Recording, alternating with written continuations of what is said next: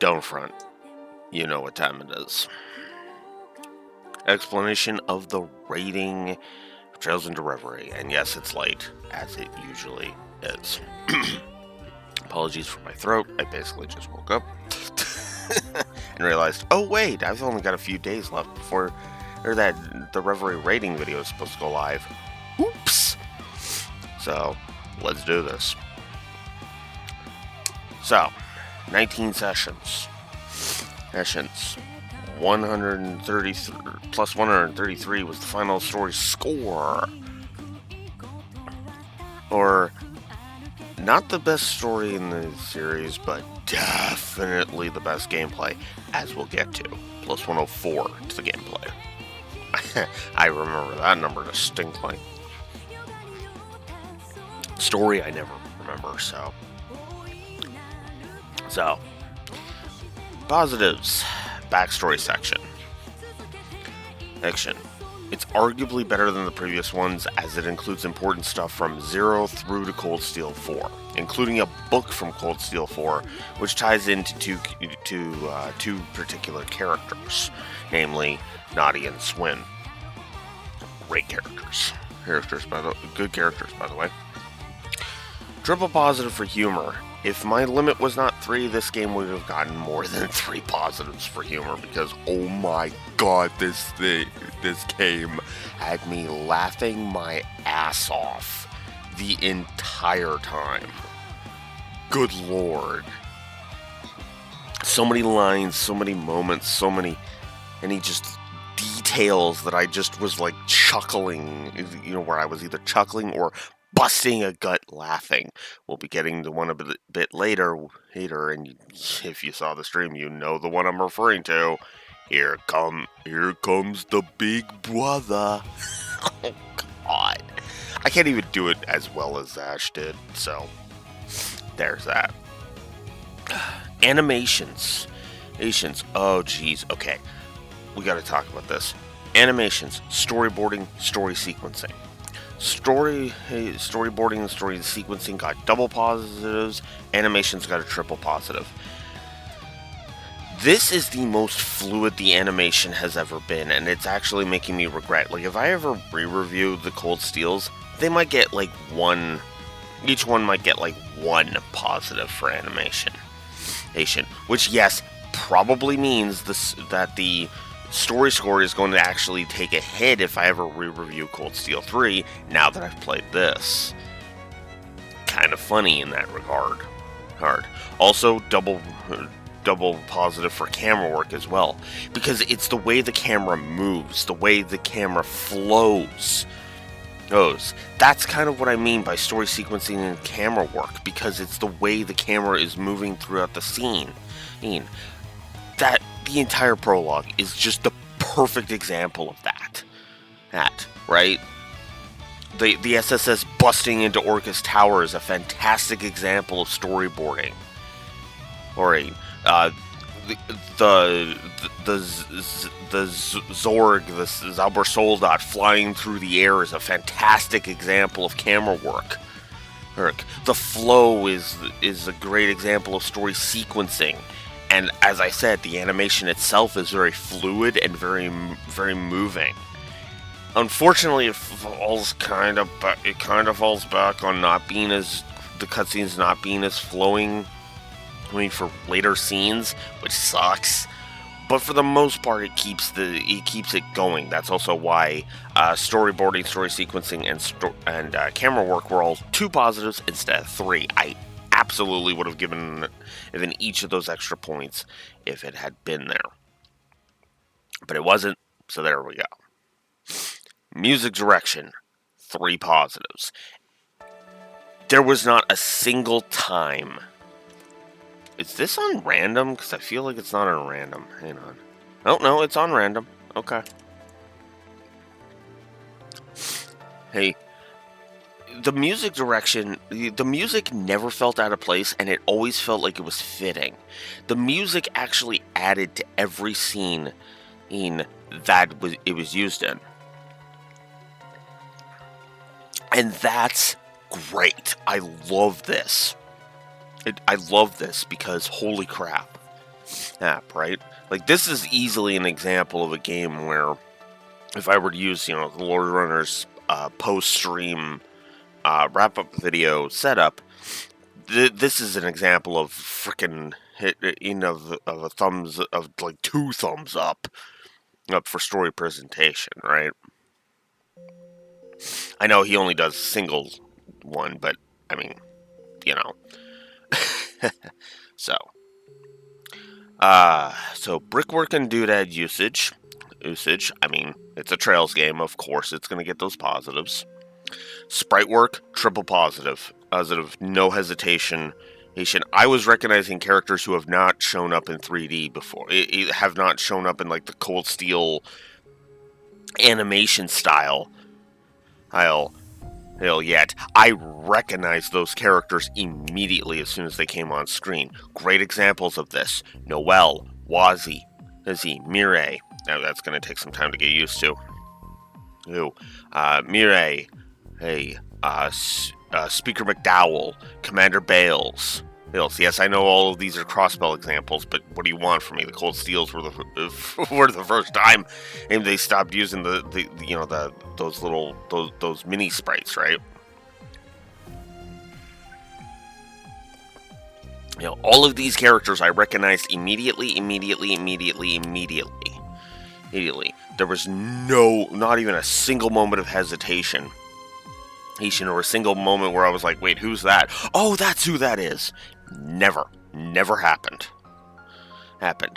That is a triple positive sprite work. If I am never questioning, wait, who's that character, right? And that's me saying that. If I can recognize characters at a glance, yeah.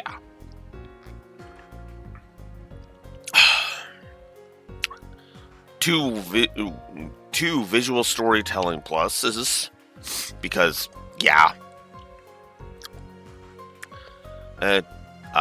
world building. I mean, every Trails game gets a world building plus. I don't really have to really say. Actually, I think Cold Steel 4 got a negative for world building, because that was more world destruction. But I digress. External continuity. I mean, this is the big love letter to the franchise. So of course, or if it fails at external continuity, that's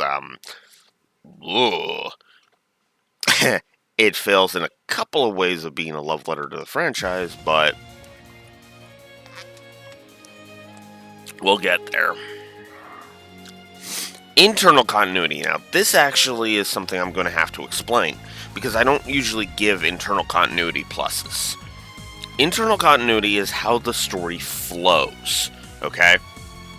If a story just goes from, and now we're doing this thing, wait, why are we doing this thing?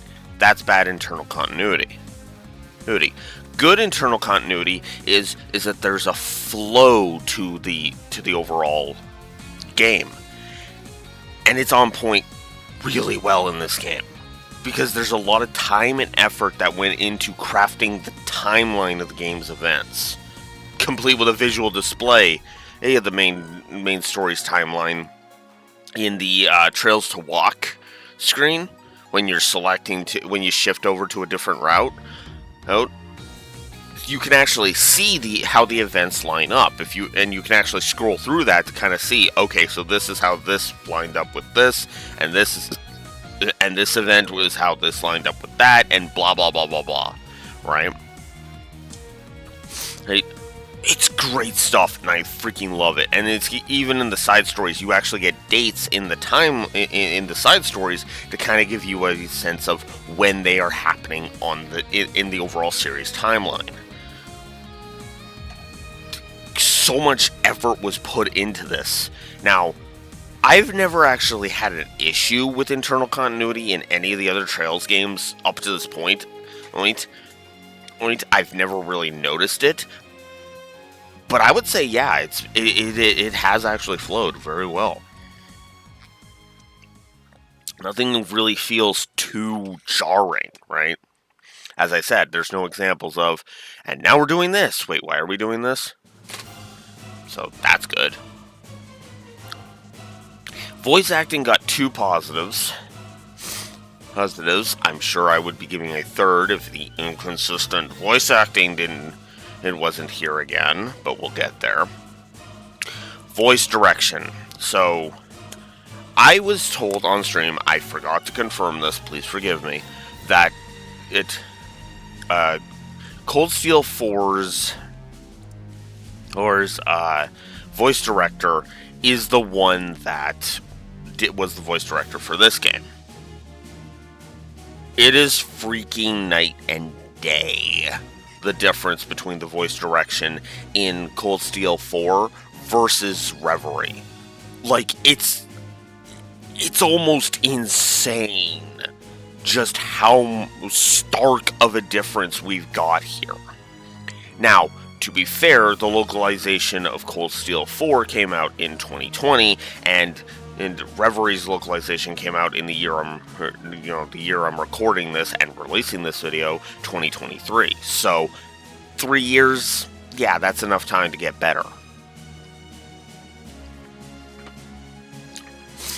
Header, right?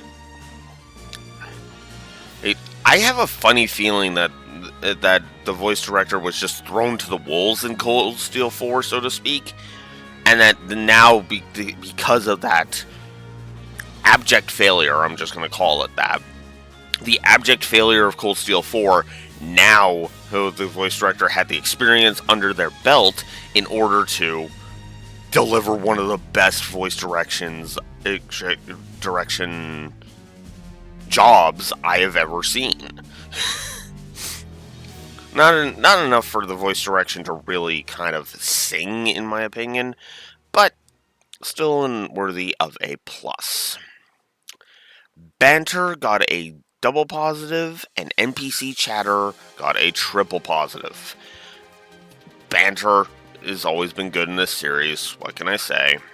The banter between the characters.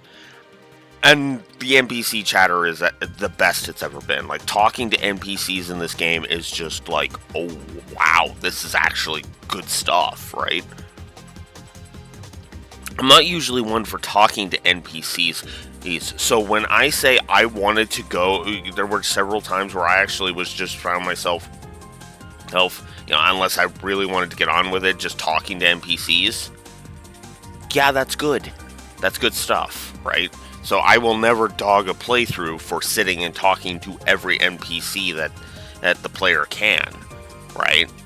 Because it's good stuff, and they're getting a lot of meat in those NPC in that NPC chatter. That's why it's a triple positive. I believe lore calls this his set dressing. NPC set dressing. I call it NPC chatter. I'm pretty sure it's the same difference, right?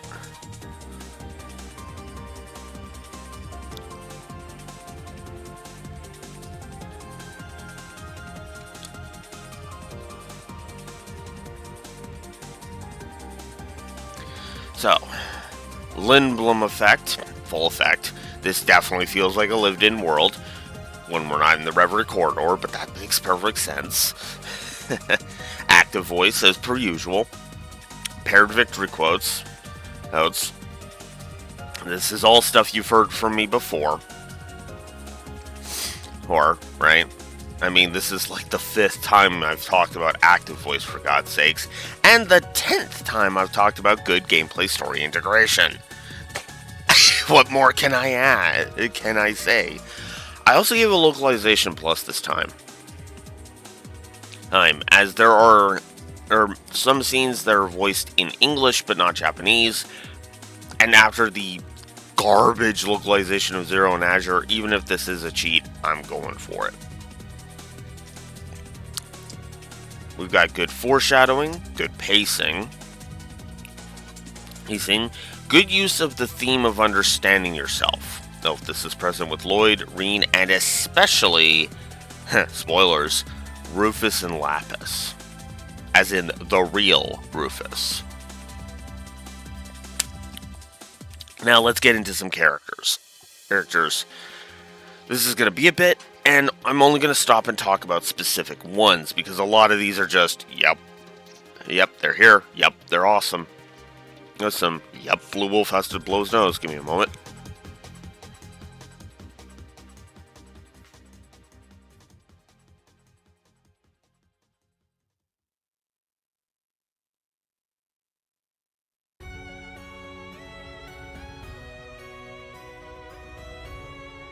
My apologies for that.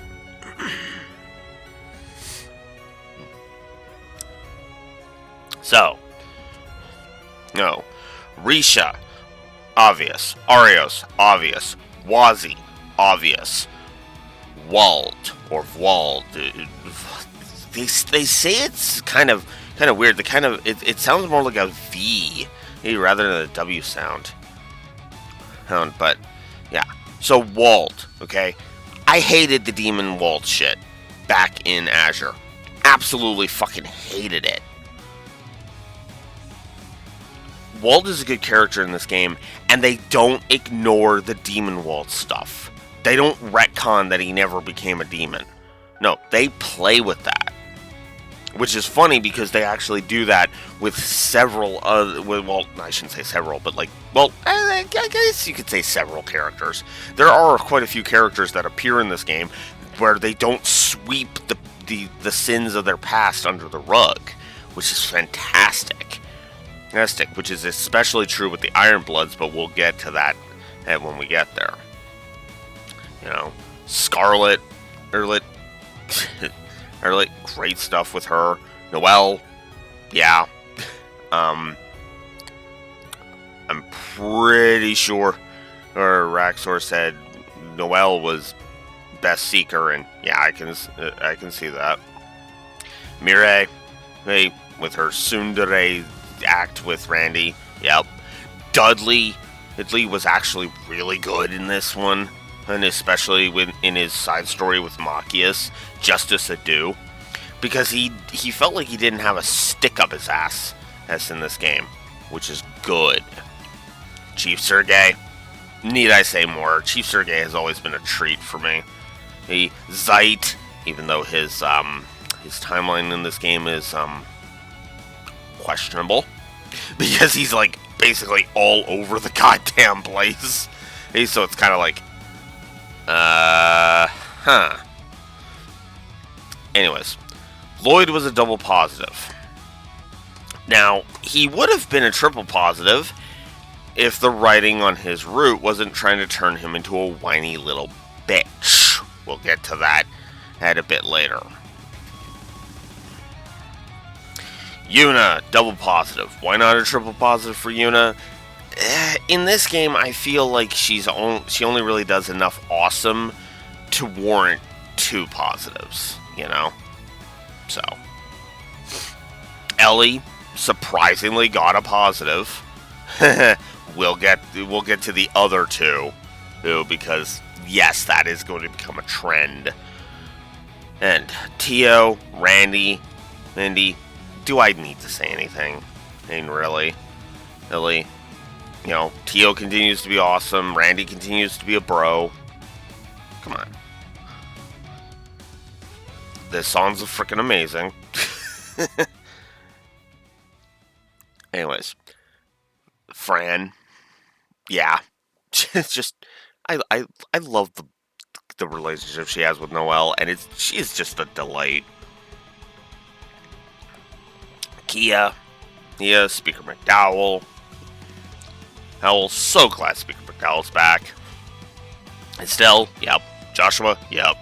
Elisa, obvious. Toa, okay. Toa is weird because Toa is, even in the confines of this game, feels like she deserves a triple positive, because it's like, yes! Even with how little screen time she gets, she is there, helpful, delightful. God, I loved every second she was on screen, and her side stories. If nothing else, I can justify Toa getting a triple positive with her side story with the I don't know what you would call that. We'll call it the Toa Troop, the quartet, which is of course Toa, Crow, George, and Angelica. Those 4. the side story focusing on those four it just justifies Toa's triple positive, no question. Sharon, I mean, come on. It's Sharon, of course I'm going to give her a positive. Shizuku, she keeps being awesome. Agate, I could not give, after Orbital Gear 4 parts 1 and 2, I could not justify not giving both Agate and Tita triple positives. There was no way.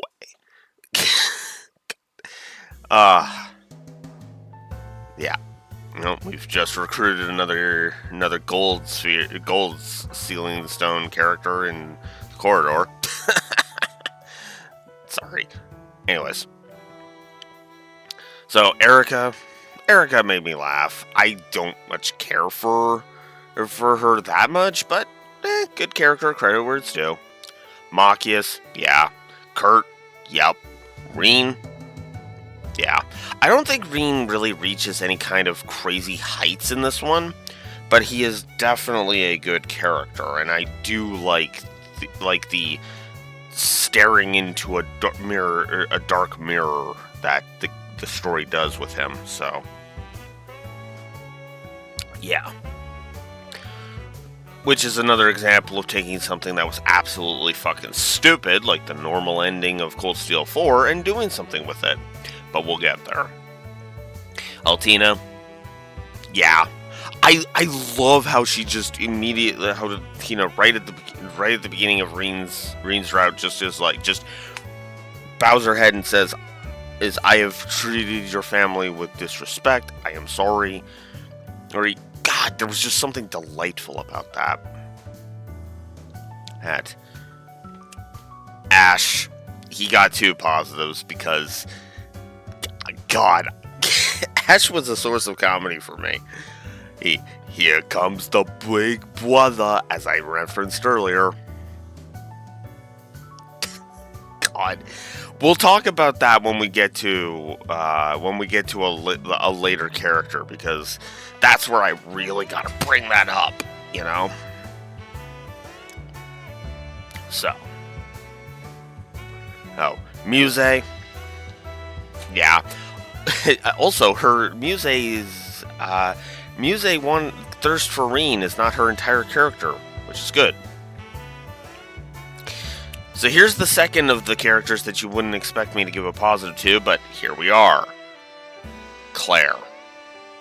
Okay, right from the get-go, Claire shows that she is trying to make up for her past mistakes. It's almost as if Claire is kind of bending over backwards at times to kind of make up for her make up for being an Ironblood. Now, what's funny is that it's less if I'm honest, it's less the character doing that and more the writing doing that, but also not being patronizing about it, right? It's not feel bad, it's not holding a gun up to your head and saying feel bad for Claire. No, it's Claire regrets what she did, and she will do what she can to make up for those sins. Period. Right? So, now we get to the C route characters. So, Swin. Love the dynamic between Swin and Nadia, and that's why they are both here. And I love how wonderfully sadistic she is. She terrifies a dude just by describing how she would torture a guy. Hey. And thus, the description of what she's going to do, is the torture, which is hilarious. So, Lapis, absolutely adorable and hilarious. The naming convention, or the name rating, that was hilarious. And spoiler alerts, C, aka the real Rufus, wonderfully smart and calculating, and you really get a sense that, yeah, he has grown through these events. He's not suddenly a good guy. He's not really going on a redemption arc. He's just kind of realizing that maybe he was wrong. And I like that. Lecter, I absolutely love Lecter going to Lloyd and them. Is delightful, and I love the fact that he is helping out, and his reason for wanting to help Crossbell is makes too much sense to me. He it's his favorite vacation spot, and he doesn't want to lose that. Okay, yeah, that actually makes a large degree of sense. And the trifecta of characters you never thought you would see me give a positive to is complete with Elise. Oh my god, this is the Elise I've been wanting for 4 fucking games. Holy shit. She stands up to Reen and says, I don't need your protection anymore. Piss off. I love that. She shows she's not the same defenseless girl, and her relationship with Reen is more on the back foot. They don't erase it, which I think they kind of should, or at the very least end it. Not like, they never see each other again. No, what I mean is the sexual tension for part of it should be just flung out the window. No incest on this channel, thank you. But yeah, and as I say in Elisa's note here, yeah, I'm shocked she and Claire both got positives too, but here we are, and then we get into the character. Yep, list again. Elliot. Yep. Eustace. Yep. Milliam. Of course. There's Crow. Yeah. Ren. Of course. Mueller. Always got to give props to the loyal Mueller. Emma, yeah. Sarah, yeah. Yeah. Gaius, of course. Aurelia, hell yeah. Oliver continues to be a delight. Shara, she's great in this game, character-wise, even if I think she is criminally underutilized. We'll get there.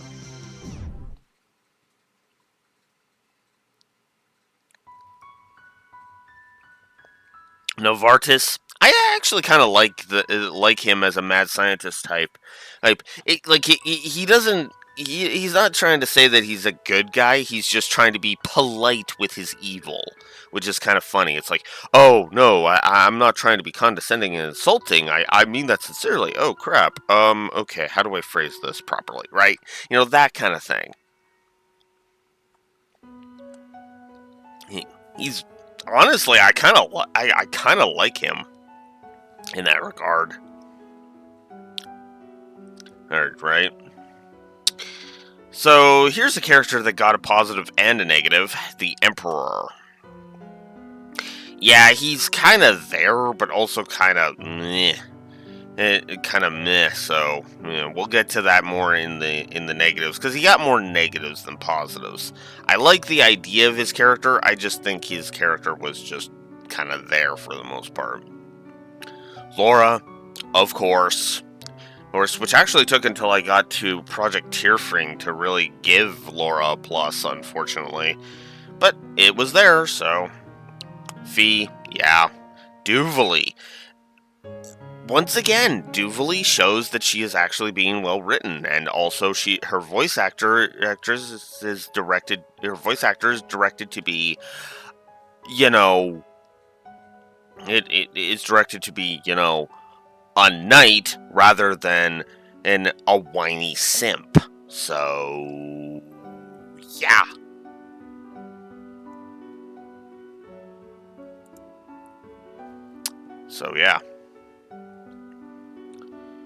Rosalia continues to be good. Vita, yeah. And that's it for characters. So now moving on to moments. Arkansas hijacking the IDF broadcast. That just made me go, yeah. And it even shows the priorities of the citizens of Crossbell, right? Because the citizens of Crossbell are just kind of looking at the IDF broadcast and like, oh, shut the fuck up and get the hell out of Crossbell already. Then Ark Seal takes over the broadcast and it's like, and then their faces are just like glued to those screens. And that's of course when the liberation move starts, so the soldiers don't have time to be dicks to the crowd for enjoying the biggest attraction Crossbell has. So then there was the whole scene I referenced when I talked about the animations and all that. The SSS busting into Orcus Tower. It's just a hype as fuck sequence, and I absolutely love it. Stealing the Zork, the flight, hey, Yuna at the Zork's controls, all of it, even the the posing that they do when they bust into the tower, all of that is fantastic. Love it. Triple positive for that. So the scene after the first fight shows Yuna's character well. She's going to go help some civilians. Will the SSS finish this? I like that. Then there's the confrontation between the SSS and the IDF on the roof of Orcus Tower during the prologue. I love this because it shows why the IDF are sticking to their guns, so to speak, with this whole shtick. But I also love the SSS's counterpoint. Right? Of course Crossbellians understand the Pride. And yeah, that one dude says, I don't want to hear about Pride from a Crossbellian. Except, who better to explain the Pride point other than a Crossbellian? When you really sit back and think about it, right? Only an Erebonian could say it better. And, which is also kind of fitting, because keep in mind, before this point, Crossbell had been annexed by Erebonia, so yeah. As I said, who better to speak about Pride being a flaw than a Crossbellian, right? So that got a triple positive. Start of Reen's route in Ymir, absolutely love that. Shows off Class 7 wonderfully. The humor, the characterization, all of it. And all of the stuff with Altina. That cemented a triple positive. That's, of course, where all of New Class 7 are meeting Reen's parents. And yes, his real parents. Kiss my ass game. Kiss my ass game. You and Cold Steel 4 both need to piss off with that. So, I gave a plus to New Class 7 escaping Claire's little trap. Yep. Because it shows how well they work together, and I absolutely love it. Right? Okay, Muse's calculating. Ash now! He'll hit a specific thing that destroys two of her targeting mirror thingies. That allows Zaltina to shift into Arcadius mode. To blast as the things that are keeping Muse and Ash trapped. Which then allows Ash to go and pull Yuna up, and that allows them to go and confront Mateus. Yes. God, that whole sequence was just great. I love it. Then there's Kurt climbing back up the mountain to rejoin the fight with Mateus. Yes, that was just awesome and badass. As Ash said, that's how you make an entrance. Then there's Reen. So after the battle with Mateus, we have Reen and Mateus' heart in the hot spring. Mateus, of course, being Kurt's father. So that's actually kind of cool. And good hinting at things to come, hence the foreshadowing positive. Speaker McDowell's speech at the start of the signing ceremony. I do like that as a kind of a great summarization of the events that led to this moment without spelling out every detail. So that's good. Even if it gets ruined by Gary Stu bullshit, but let's not get into that just yet. Yuna's heart-to-heart with Reen near the end of his Roots Act 1. Absolutely love it. Love it because it makes perfect sense that she would be frustrated as hell because holy fuck, Crossbell has suffered in this series. Like, Jesus. Like, this scene actually reminds me of the scene in Cold Steel 3 when she screamed, "Give it back." Heck. And so, yeah, triple positive for that. I like the opening, which I started the music of this whole thing with, so there's that. I ended the intro at the end of Act 1 because the prologue was good, but I feel like it was better to kind of shift it more to Act 1 because that's where everything starts to come to a head, right? Then there's the small banter scene in the Heimdall Underground during Act 2 of C's Route, and I find it frickin' hilarious. When she starts rating names. I forget the exact numbers, but I think what was Nadia? Nadia was like, I think 65 point. No, I think it was like 90 something points for Nadia. Swin was like 65, and C was 50 points. As I say in the document here, C fails with 15 points indeed. And by the way, I'm going to be bouncing all over the place because I wrote these as they came up in the stream, so forgive me. In the Wolfsten proper video, I'm probably going to talk about each route and individually, and then, talk about the final bit. I also love Risha returning Ilya's words to Lloyd from the final chapter of Azure. That was where Lloyd, with the whole, Lloyd asking Risha, what is it you really want, right? And she said, of course what I really want is to perform an Arc and Seal. And Sao having to sit there and be like, just sitting there laughing, because he's like, I see. And Lloyd being like, why are you laughing? I figured you'd be livid at this. I figured you'd be pissed at this. And Sao saying, oh, make no mistake, Lloyd Bannings, I am livid. But I am not above being humble in defeat. And I love that that whole speech that Lloyd made to Risha is now returned to her. Returned to Lloyd to inspire him. Great stuff. Lloyd and Ellie's heart-to-heart in America, the village. Great. Shows off both characters well. Which is funny because I actually had this... I literally looked at Ellie and was like, oh my god, are you fucking kidding me?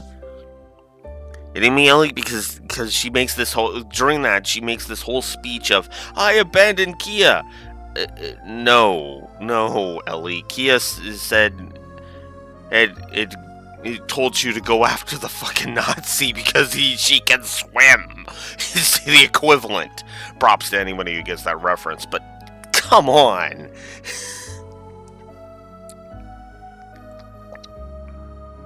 Even Lloyd had to point that out to her.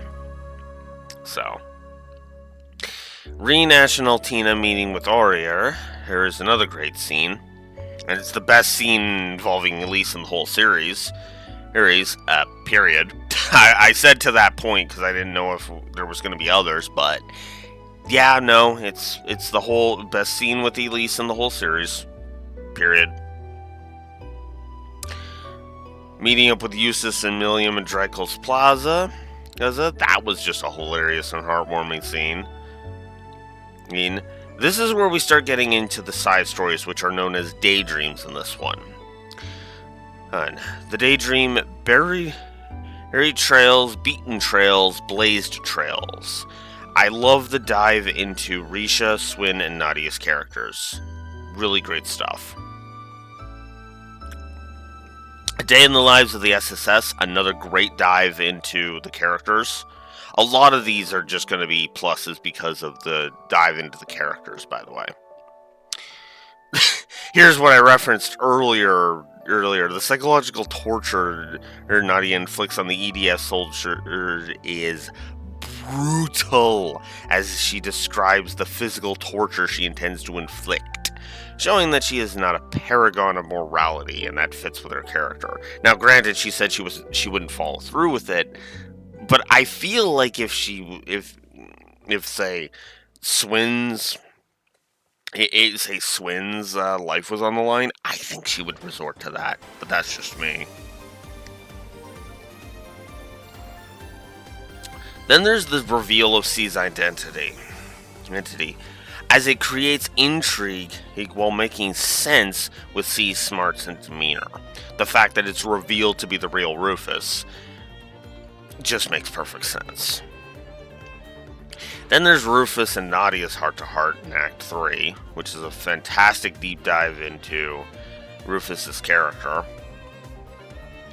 Then there's the scene on the roof of St. Ursula in Act 3, specifically Lloyd's route, which is fantastic at showing that all the shit that Crespel has gone through in the series was worth it, and that all hope is not lost, just waiting to be fulfilled. So, good stuff. The Daydream home turf, fantastic dive into Walden Wazi, and does something with the Demon Wall stuff from Azure. I may despise that subplot in Azure, but I'll be damned if they don't do awesome stuff with it, so 2 positives.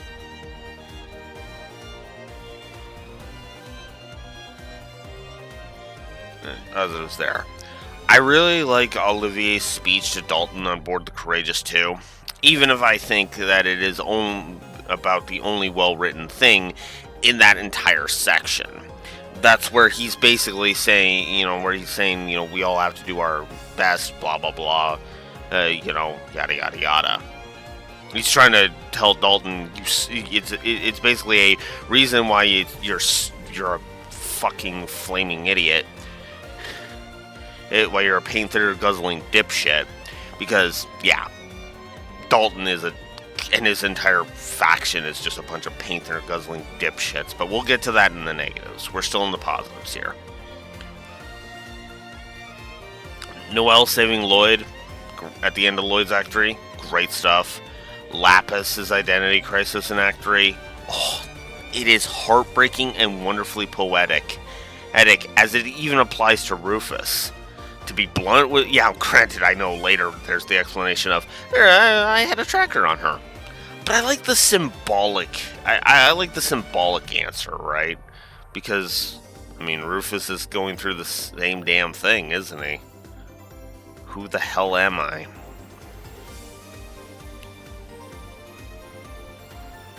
The Daydream down the rabbit hole is a wonderfully heartwarming story about how the hell Lammy's back, so that's good. I like the scenes with Sharon Olivier talking to Ina on the phone during the Daydream to Your Blessed Future, which basically which is just like, it's nice to see the return of one of my favorite characters, even if it's more of a voice cameo, The Daydream to Your Blessed Future in general also got a positive, because at first it feels like a waste of time, but it ends kind of sweet and heartwarming at the end, so I was like, okay, alright, I'm with it. Then there's the aftermath of the fight with Mecha Mishi and Ishii on Rin's route, which is surprisingly touching, if a bit cliche. Duvali's reactions to Rufus are very well handled and are portrayed well, right? I do like that.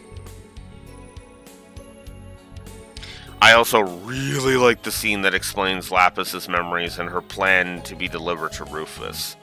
Rufus really helps make sense of this whole thing, so 3 positives there.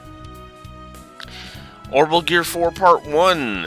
fantastic dive into Tita's character, and I do like how it ended with her saving that airship, which is funny because that's actually ties into another Daydream even a bit later, so. Then there's the Daydream Justice Adu, who great dive into Dudley and Machias, and even managed to use 2 characters from the Crossbell arc that are get the fuck off my screen characters, so good stuff there. To explain that point real quick, the get the fuck off my screen, there's characters you just want off the screen because you don't want to see them anymore. Their presence is actively detracting from your enjoyment of the work. And then there's get the fuck off my screen, which is the furthest extreme of that. For me, when a character gets to get the fuck off my screen, I mean, their presence is literally a complete fucking detriment, and I just want to shake the writers and say, stop using this fucking character! You aren't doing anything with them, so fucking kill them off and be done with it! Which is what the counterfeiters from the Crossbell arc are. Because all of the writing around whatever the fuck his name was and the counterfeit lady is literally just painting Crossbell and the SSS in specific as complete fucking morons. And I kind of hate that, you know?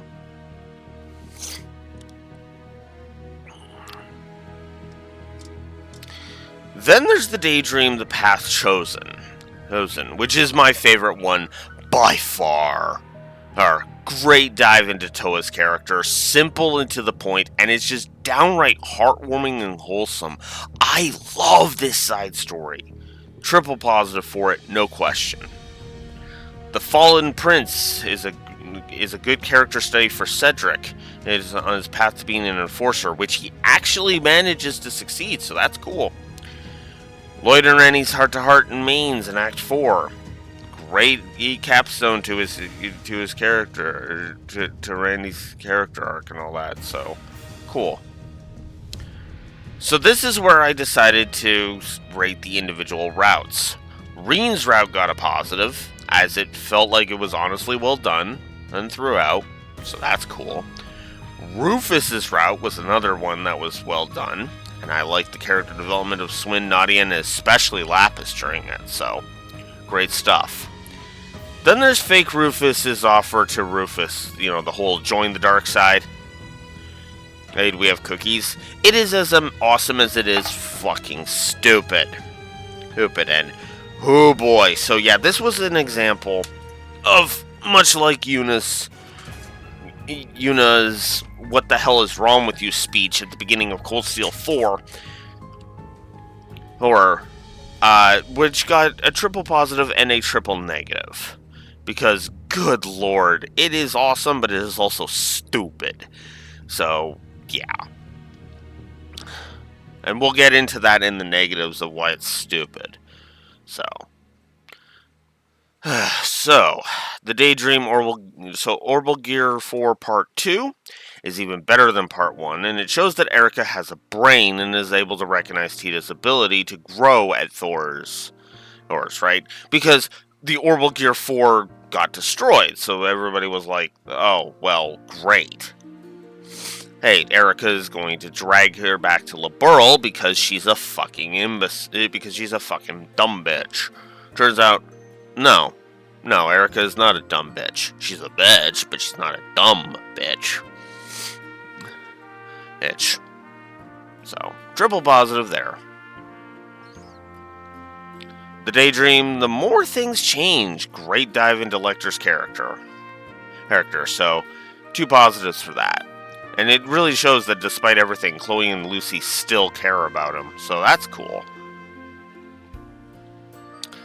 Then there's the Daydream that ties into Orbital Gear Part 1. 1 lucky stone and 1 unlucky ship. It's an amusing backstory for Jingo's airship.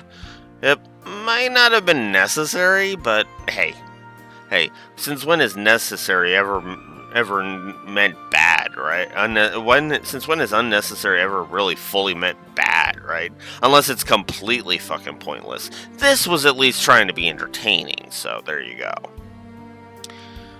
2 positives for the Daydream Ultimate Wilderness Cooking. I love the dive into Freddy's character, and even the gameplay, it goes on for as long or as short as you like, meaning it's easier to enjoy this wonderful side story. So yeah.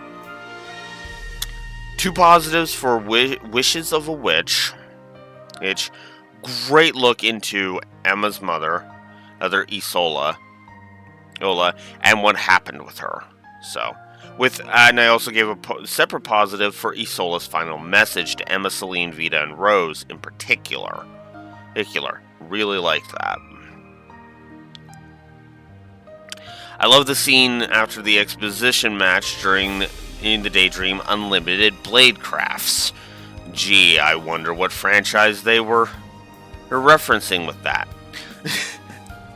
I find it hilarious and totally in character for Vita to trick Rose with cakes. The cake is a lie, indeed. 2 positives for that. I also want to praise it in its the Daydream in its entirety is also worthy of 2 more positives because it is surprisingly well done and a good dive into Reen's post Cold Steel 4 worries. So, there you go. Then there's Rufus's speech to get the continent to focus its hatred on him. It's brilliant. It is brilliant. Brilliant, because the whole thing is hatred. It's going to focus, it's going to fire on wherever the hatred is the most concentrated. Well, alright. Then Rufus gets on the comm and he's like, alright. I am an asshole. I am the biggest asshole who ever lived and whoever will live. I have been behind everything, and I want... and I will continue to be an asshole for all of eternity. And so the entire world looks at him and says, well, fuck you! And that destroys the system. Because the system effectively fires on itself. Brilliant! Unlike this cat, which is dumb. What? Your timing is what sucked, cat.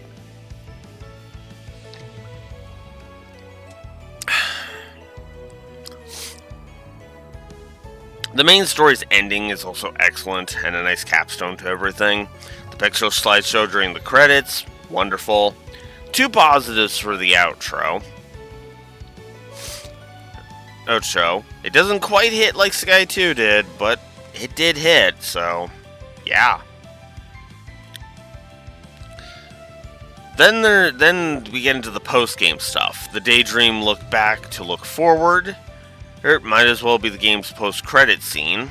It does a fantastic job at hinting at the Calvert arc. The group victory quotes after the missions that spawned them in the post-game. Game got a triple positive. There's a lot of really funny ones, and so that's cool. Then there's One Step Forward, which is a fantastic love story between Mary and Makarov, as it shows the two genuinely care about each other.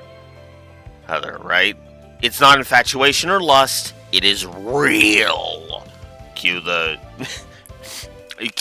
"Don't you understand? It is real" meme. Since, we kind of called Fake Rufus Vreenak on the stream.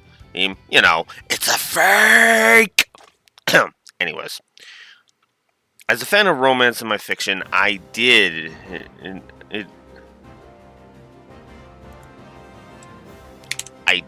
it. There we go. God. Also, the hinting at the possibility of Bardius and Aurelia hooking up is a wonderful bonus, as, yeah, I do indeed ship those two. So, there you go. Then here's Thor's open house, which is one of the best character studies in the series, no question. Love the deep dive into Ash's character and his guilt, and showing just how much he means to the branch campus as a whole. His guilt in particular makes a lot of sense, so triple positive there. Then there's another Hot Springs Paradise from Beyond the Reverie. Another great hinting at the Calvert arc as we meet a character from it. Then there's the side story, The Unconventional Student, which is just amazing. Ren being the central character, her growth, and even the way she deals with her bully are just amazing. Amazing. This is basically, and I also like that this is basically her origin for being Aramis' student council president. So, cool. I don't think it needed that because, I mean, Ren becoming a student council president just makes sense to me, but shrug. And then, Forward Sword in Hand, and another great hint at the Calvert arc. 209 positives, but it can't be all sunshine and rainbows because there's some shit that really fucking sucks in this game. Yona, still hate him. And honestly, Yona stands out more in this game than in any other one because in this one, I gave positives to Claire and Elise, for God's sakes. You know? I'm not even talking to you, cat. Will you stop? Stop. Shush. Anyways. So, I don't like fake Rufus. The simulacrum version of Rufus. I think he's terrible and is an underutilized villain. And a massive waste of time. So, considering he's an amazing concept and they do fuck all with him, triple negative. Then there's the use of Ilya in this story. Oh my god. Is it looping? I think it's looping.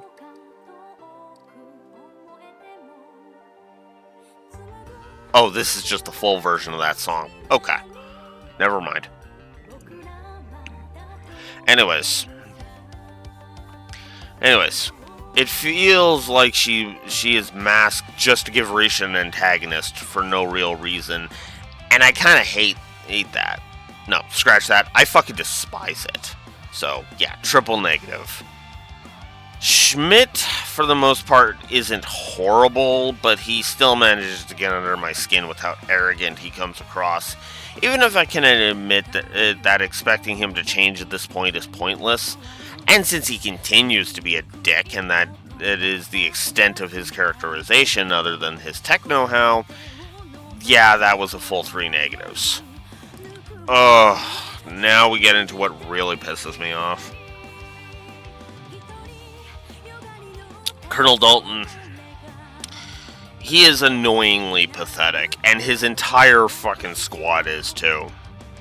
He is nothing but a pathetic Krennic, aka somebody who thinks they're a big fish, but they're really a small fish.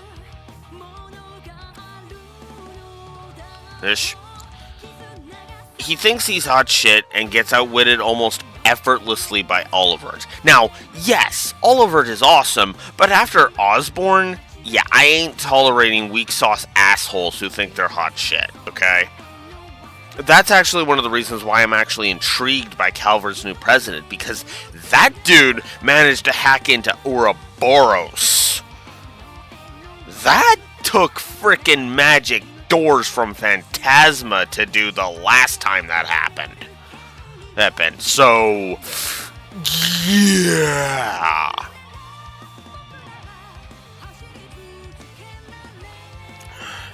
You know?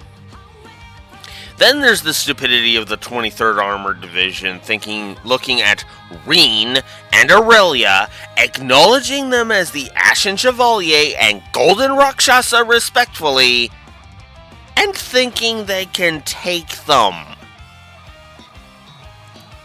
Triple negative for these fucking morons. Here's the negative I spoke about earlier, or with the Emperor being as badly written as he is well written. He honestly feels like a flaming paint and guzzling moron. Because not only does he conveniently forget about Nadia's special talent, but is stupid enough to think he can convince Rufus and Ren that Swin and Nadia's hands are too stained with blood. I'd just like to point out that Rufus's double is currently in control of Crossbell, and is supposed to be effectively a almost perfect replica. And oh yes, Ren used to be known as the Angel of Slaughter.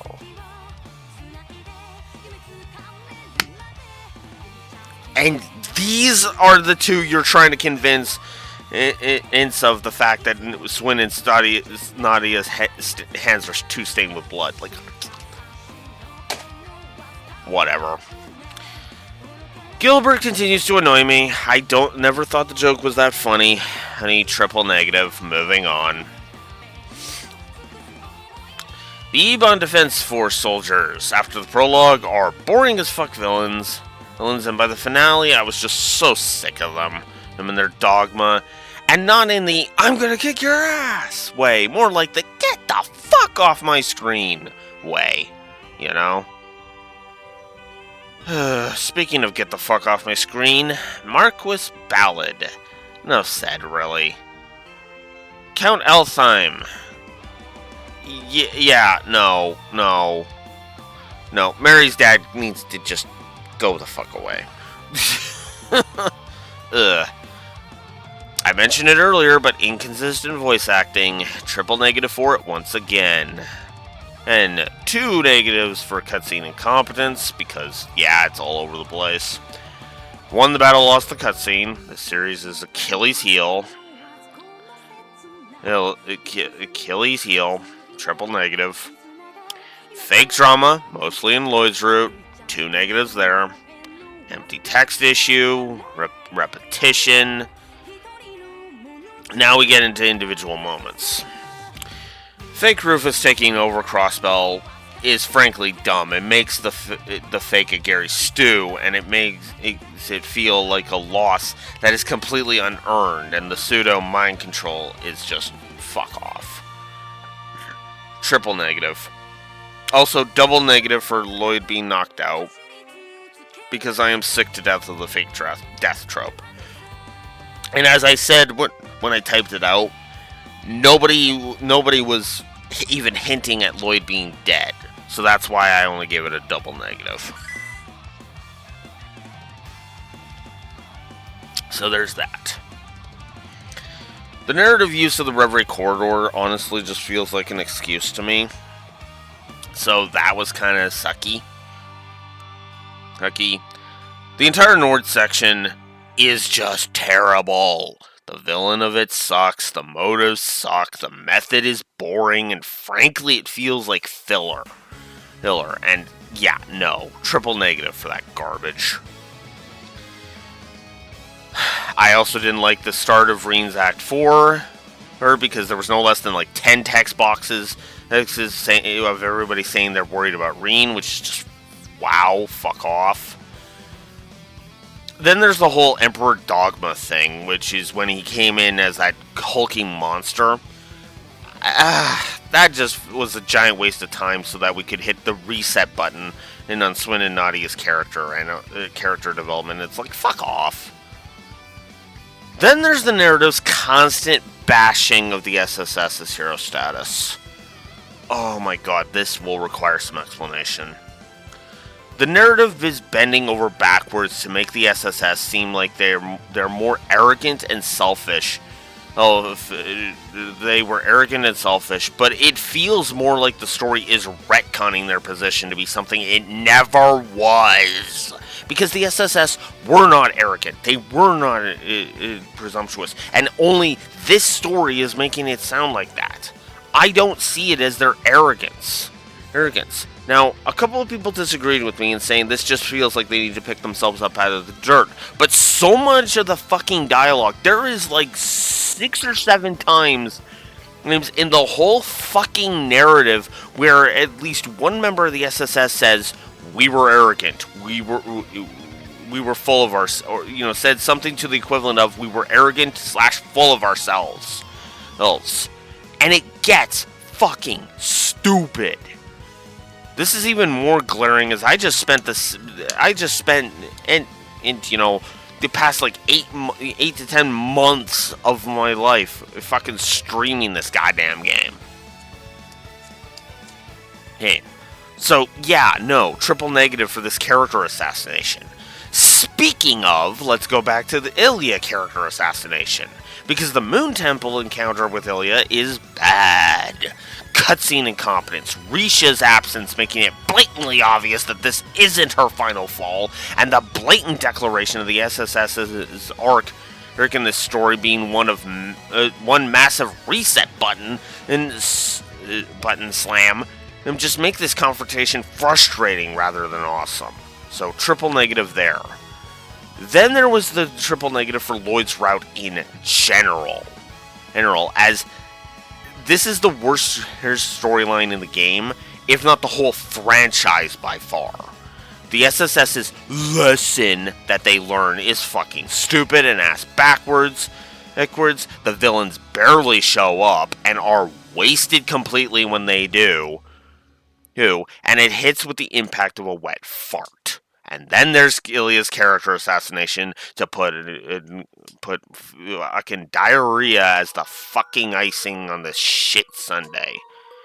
Or I guess that would be the whatever. My analogy is broken down because I fucking hate this shit. Give me Trails from Zero's plot 10 times out of 10 instead. And I mean that sincerely, because while I do have my issues with Trails from Zero's narrative, at least it didn't fucking insult the SSS. It just wasted my goddamn time.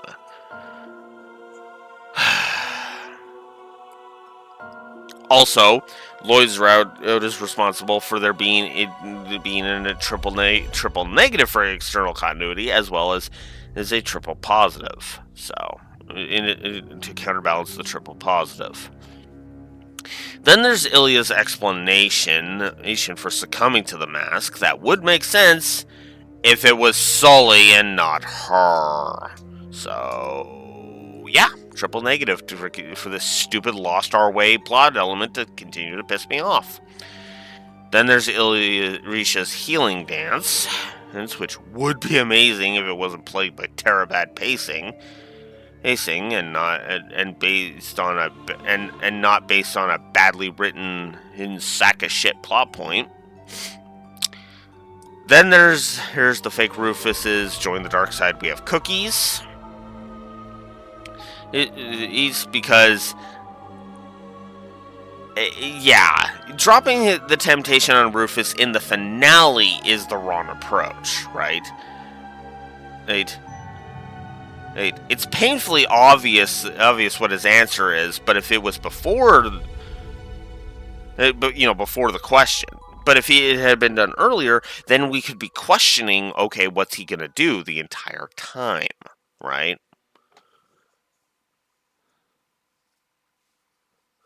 Then there's visiting Ilya in the hospital in the final chapter. This is not the song I want. Then there's visiting Ilya in the hospital, which was another 3 negatives. And again, if it was Sully, I wouldn't be bitching, because this would make sense. And then I gave 2 negatives for Bennett still being affected by after the brainwashing was dealt with. So, yeah. Then there's Gilbert's use in the franchise, which at this point is just tiresome, and I gave a triple negative to. This was when he showed up in the daydream where Estelle, Joshua, Ren, and Cassius went to Ymir for vacation. Then there's the opening scene of Daydream through Memories Aglow. which just continues to whitewash Osborne. And I'm sick of that. Which is also why another triple negative for that entire daydream was also given. Ending the negatives of Trails Through Reverie. Alright, so then we get to the gameplay, which, like I said, got 104, or ended on plus 104. So I'm going to try to be quick with this because a lot of these are pretty self-explanatory. The transfer bonuses, yeah. The selectable link exp is also a nice touch. The log for rereading / listening to dialogue, which is nice. There's 2 save system positives with a plus autosaves. Music gets 3 positives because, God, I love the music in this game. The different routes converging at certain times makes a lot of sense and shows an all roads lead to Rome approach to game design. 9. Okay, this is going to sound weird for me, but scaling exp is a positive this time. The game is crafted this time to encourage leveling and not hinder it, like every other Trails game. It's a catch-up mechanic instead of a fuck you for wanting max level characters mechanic. As it should be. Hey. Which is helped by an option that appears later in the game that lets you increase the levels of enemies by 50 or 100, capping at 250, meaning that that scaling exp will never screw you from maxing out your characters if you want to. There is a point where the exp gain will start to fall off a cliff, but there's an option in the menu where you just go, alright, I'm just going to increase the levels by 50 or by 100, and thus the scaling X kicks back in, and will even level the characters that are high level, which is great. Obviously, that's not going to mean much in the lower sanctums in the corridor, but in the higher ones, oh hell yeah. Like, there is actually a chance I will go ahead and I will max out all of my characters in Reverie because of that. So for same reasons as Cold Steels 3 and 4, combat HUD, combat interface, is triple positive for each. Good combat animations, good spell effects, cosmetics, this time get a full 3 positives because they're not all locked to DLC. Sure, and honestly I don't lament the word balloon ones being lost because those were DLC anyway, and yeah. So triple positive for cosmetics. Good pacing.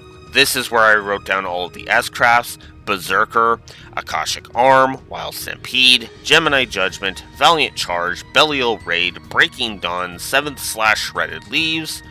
Galaxia Volley, Nadia Special, which was honestly kind of funny and adorable. Blue Gang Rain,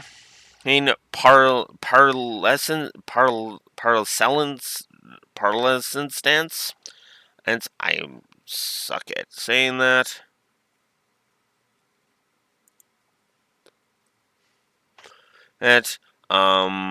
Arcadius Gear. Here, my music is finished. Initial. Let's get to the second volume.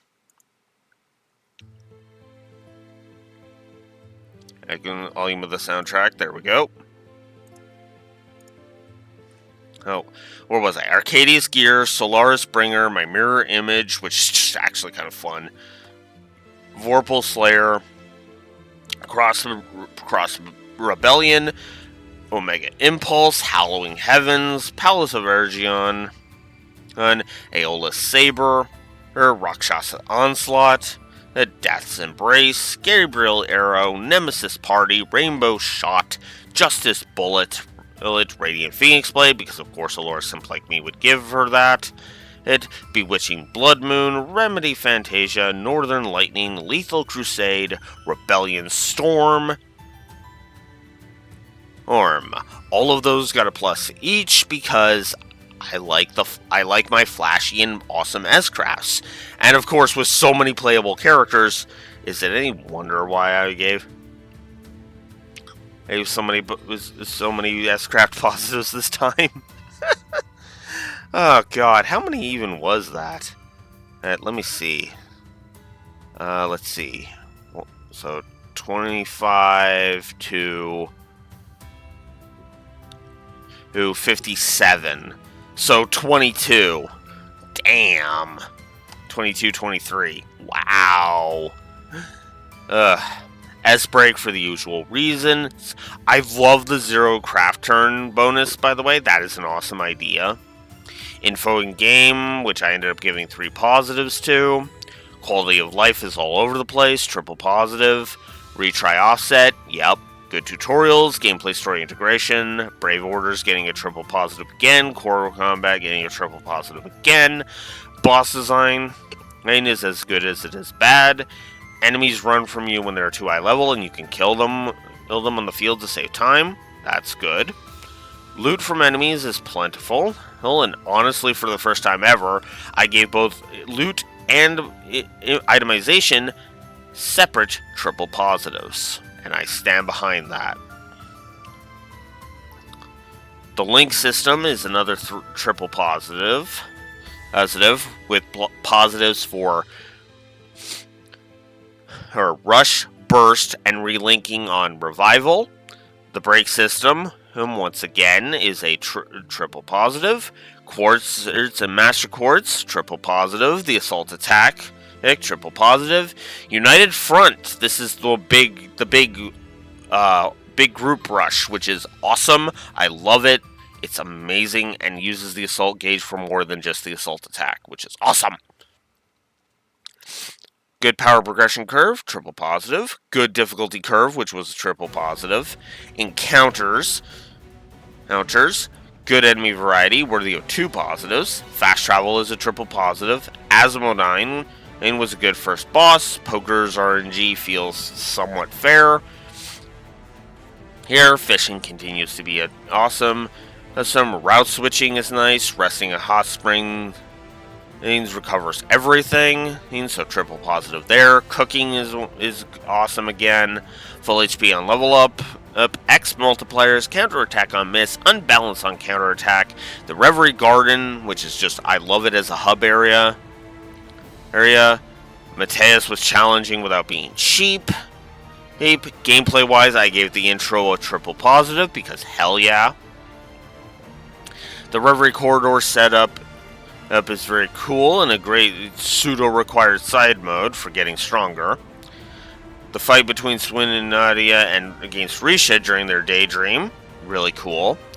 The daydreams are also like the doors from Sky 3, so positive there. Magical Elisa is a fun on-rail shooter minigame. Pom Pom Party. The fight of the SSS versus Mekamishi during a day in the lives of the SSS, another well-crafted boss fight. The fight with C's crew is a good fight, even if the turn bonuses were a dick to them, admittedly. Then there's the fight with Class 7, which is the mirror of the fight mentioned a couple of positives ago. And by a couple, I mean like one. And another well-crafted fight as well. And then in total contrast to the fight right before it on C's route, the fight with Class 7 after Crow's ambush is well crafted and is only as hard as you make it. Still not as bad as the Soul Ritter in CS3 though, so no nags here. For the first time ever in the Trail series, I gave a Zen of Leveling positive, because I actually feel it is kind of relaxing to level my characters in the Reverie Corridor, so there you go. I gave the Dreamland Hills a positive. Okay, so this might seem weird here since he loved inflicting seal and feint, but fighting Ficarios on the top of the watchtower in Nord is honestly kind of a fun and fair fight, because he didn't feel super cheap, as weird as that might sound. Then there's the 1v1 between Reen and Ficarios, which is well designed. McBurn on Lloyd's route, who may have a bit too much HP, but he was fun and intense, and kept me on his toes. Yeah, it did take me 24.5 minutes, but I actually think the fight was good enough for a triple positive. Horror Coaster, fun little minigame. Rufus versus Duvali one-on-one is another well-designed fight. Cedric versus Giapache is another well-crafted and challenging fight. Right? Rufus's route, despite some hiccups, is honestly well-crafted, and I kind of like that it was basically the hard route out for a good chunk of the runtime. Asmodine Menace is one of the better and more epic boss fights, properly tense, properly epic, and even has a fair amount of HP, so that the fight is kept from being a slog. Also, it's awesome that you can pick anyone except for Rufus's team, Claire and Lecter, so that's kind of awesome. Then there's the battle against Estelle, Ren, and Kurt during Orbital Gear 4 Part 2. The battle against Reen, Joshua, and Ash in the same one, and then the battle against Agate and Super Regenkopf, so that was cool. The first round of Unlimited Blade Crafts was actually really cool. I love that. Especially with a balanced team, which the game lets you craft, so good stuff. So 2 positives there. The second round was also another 2 positives against Aurier and Aurelia. Hell yeah, it was just as good. I didn't need to lower the difficulty.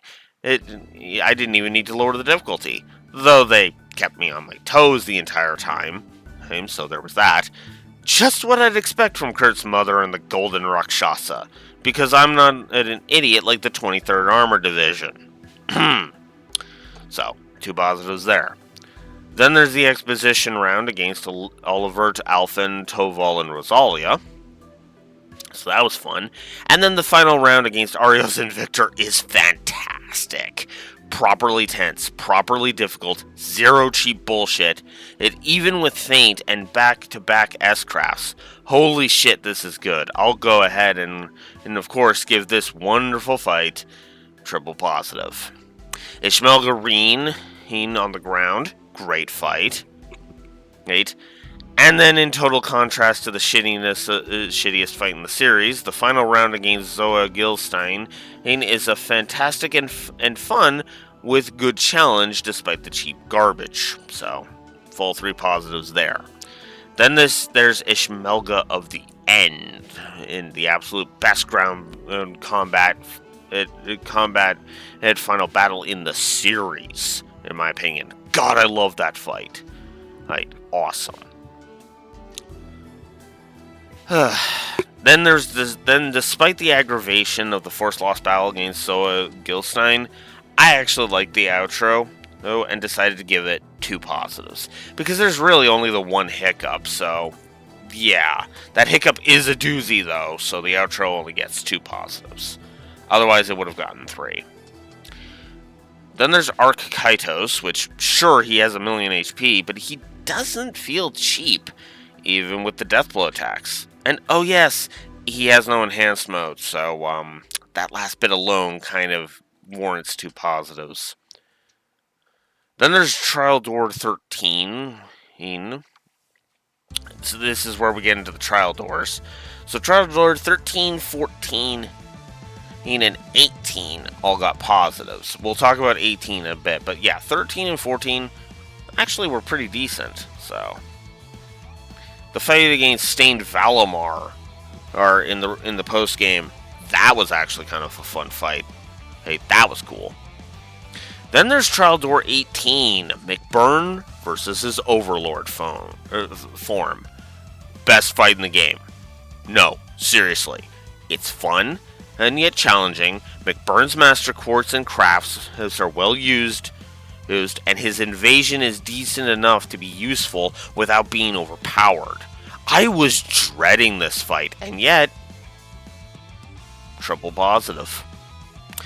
I gave 2 positives for the post-game itself, because it's honestly kind of awesome right up until that final boss, which is just, ugh.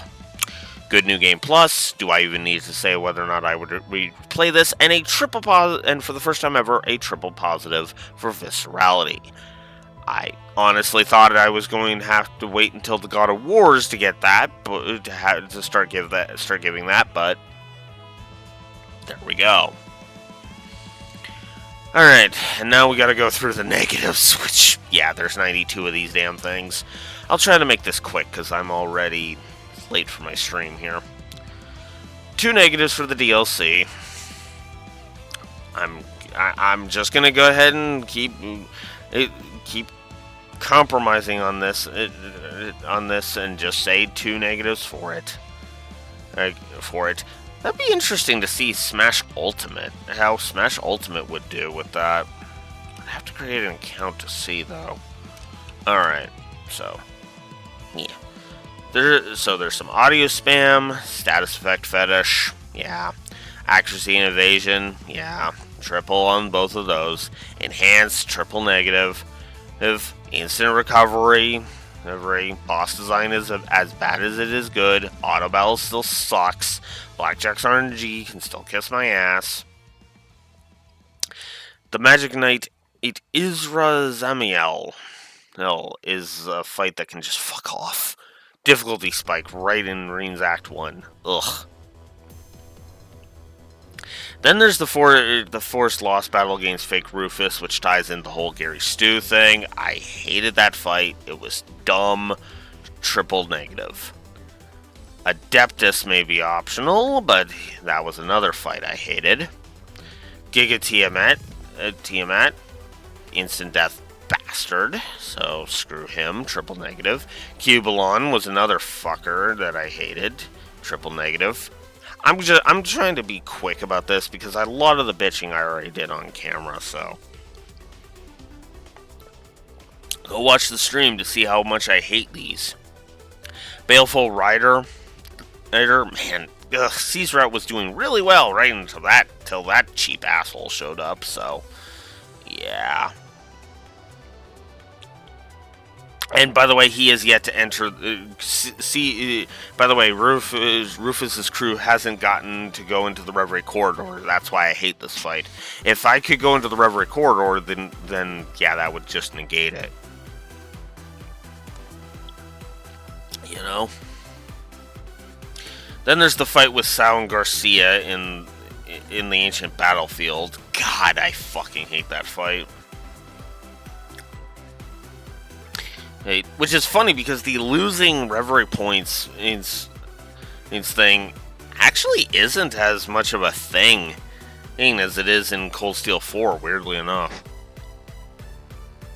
Because I still got the max X rank, funny enough. So I was going to just give 1 negative to the trial doors in general, but several trial doors sucking ass that's at level, and that makes me crank the difficulty down from normal. Yeah, no. So Trial Door 1, Trial Door 3, Trial Door 4, which was a triple negative, Trial Door 9, which was a triple negative, and Trial Door 11. All for the same reason. He's in cheap crap at being thrust at you. Ugh. You know? So.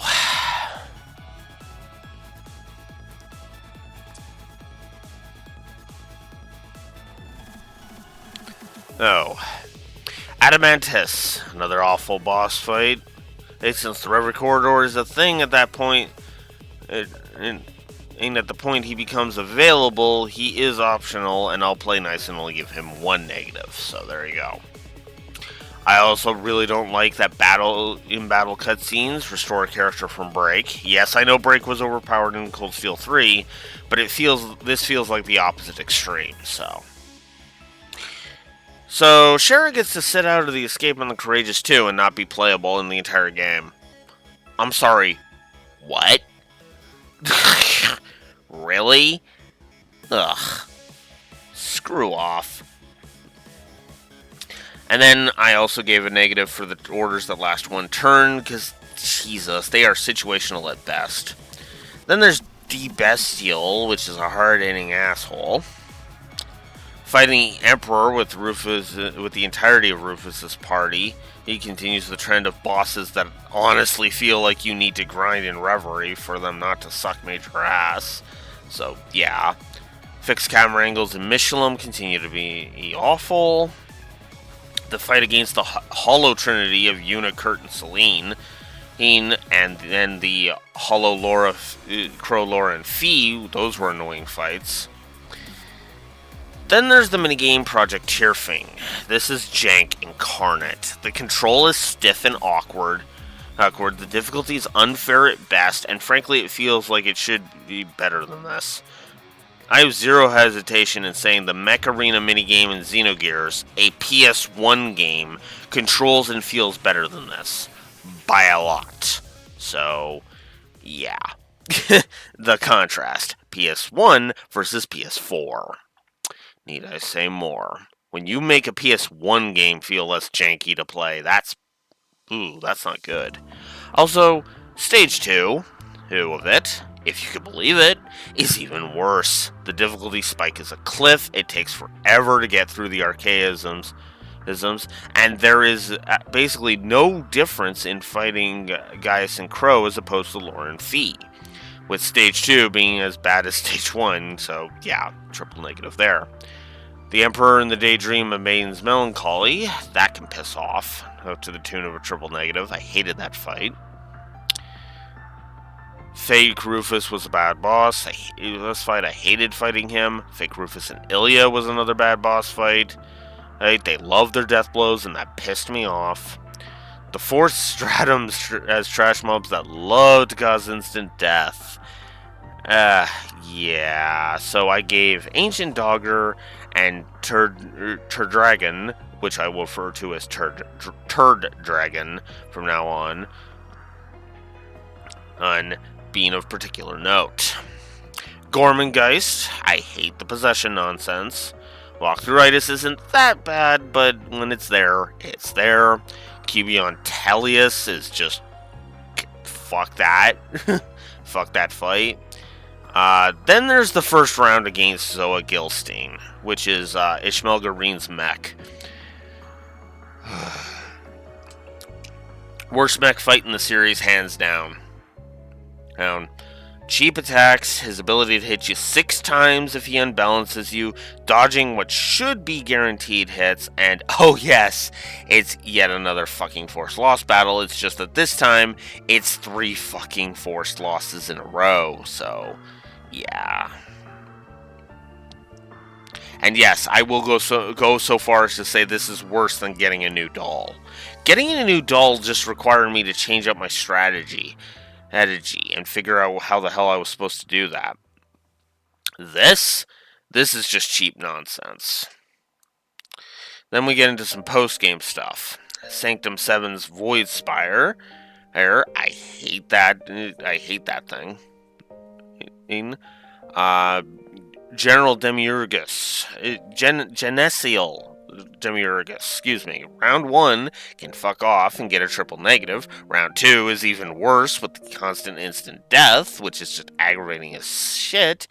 And the final round is fine if you're over-leveled. Protected from all status effects and stop his instant game over attack.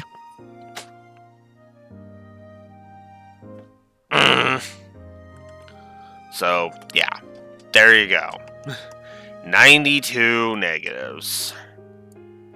I didn't spend too much time on the negatives because I said most of my piece on a lot of the negatives on camera, on stream, so there was really no reason for me to go into that. But I will say this. I like this game. I do. Despite all of the hiccups with it, this is a game I would replay, even without the New Game Plus stuff. Though, let's face it, the thought of cathartically curb stomping this game on New Game Plus just appeals to me. But, regardless, that's Trails into Reverie. I love Trails into Reverie, and I will forever love Trails into Reverie. It is easily my second favorite in the entire franchise. And it's only second favorite because the story of Cold Steel 3 is so goddamn good. But what's funny is that where I feel I need New Game Plus for, or whatchamacallit,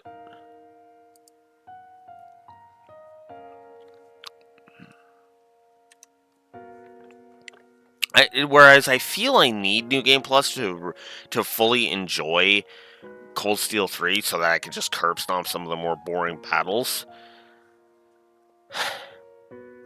I actually kind of feel like this one works.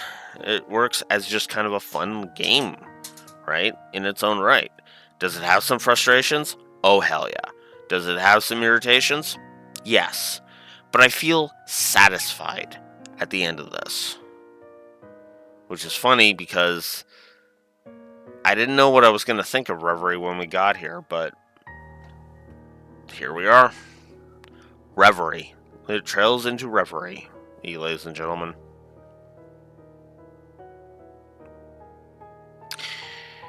I'm going to go ahead and sign off and boot up my stream now. So, if you're watching this the day it's going to go live, well, by the time you're seeing this, the finale VOD for my entire Return to Trails will be up. So, yeah, look forward to that. And until next time, this is Blue Wolf Alex of the Lore Walkers signing out. Kind of weird that we're ending on a melancholic song like this, but eh. I guess it is kind of a swan song of the entire Return to Trails, so there's that. Till next time, Blue Wolf Alex of the Lore Walkers signing out. As I failed to pause the next song. See you next time.